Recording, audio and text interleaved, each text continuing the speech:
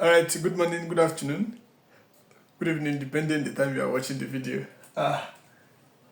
This is the wedge. Remember what we are discussing? We've been discussing meshing, right? And I mentioned a number of types under meshing, where we started discussing the lever, the pulley. And in each of these things, we intend to bring to your understanding how to get the velocity ratio and probably the mechanical advantage of these simple machines. I hope we get. Under pulley, we told you that velocity ratio is the number of wheels in a block and tackle system. I hope I'm right. Good. Under inclined plane, we told you that velocity ratio is equals to 1 upon sine theta, which we derived. Right? Good. Now, the next we have now is wedge. What is a wedge? You can see that a wedge is majorly combination of two inclined planes. Right? A wedge is a simple machine too, used in doing work, just like your knife. Your knife is a simple wedge machine. Your axe is a simple wedge machine used in splitting woods and timbers. So your chisel too is a simple wedge machine. When you look at these wedges, you see the way they are designed. They are designed such that they have a pointed edge, which with an angle, and it increases, right? That means what we have here. Look at this thing. We consider this, you see, as a timber, maybe a log of wood. I hope we are together. And this thing you see here to be the blade of an axe. I hope we are together. Now, when you strike it, what does it do? Because of the pointed edge, the edge that is flat, the flat edge, is able to penetrate. As it is penetrating, because it's becoming thicker as it come up, is able to split the wood. I hope you understand. So the simple work of an edge is for splitting materials that are bounded by strong forces.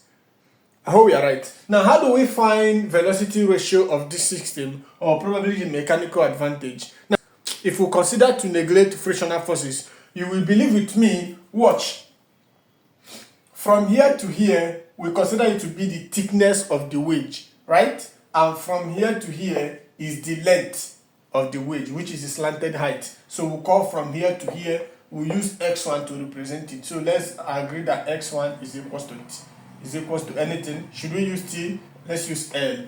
Let's see that x1 is equals to L, and let's call the thickness, and let the thickness of the wedge be given as anything. Let's use t, and let the angle between them be theta.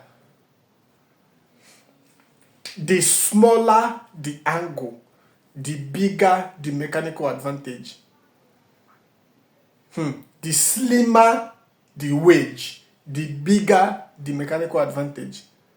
I hope we get. Now, that means, remember what I said. If we decide to neglect frictional forces, and remember what I said before when I was trying to explain what we mean by an ideal system. A system there is no frictional force. And I told you in such systems, velocity ratios are always equals to mechanical advantage, right? Good. That means, in this case, if we decide to neglect frictional forces, our mechanical advantage here will become distance moved by effort. Effort distance is considered the length of the wedge. How we get? And that is L. Now, distance moved by load. You see, when you use this machine to strike on this timber, the blade penetrates, right? That's the effort distance. Now, the load distance is how far apart you are able to split the gap between this place and this place, which is considered to be the thickness of the wedge. I hope we get. So that means you can say that mechanical advantage is L upon T. Where L, what is the meaning of L? L is slanted height.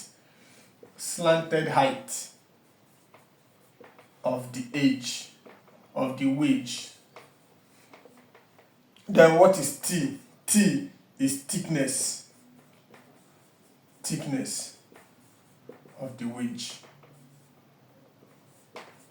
So, in a nutshell, mechanical advantage of a wedge is given by the slanted height divided by the thickness.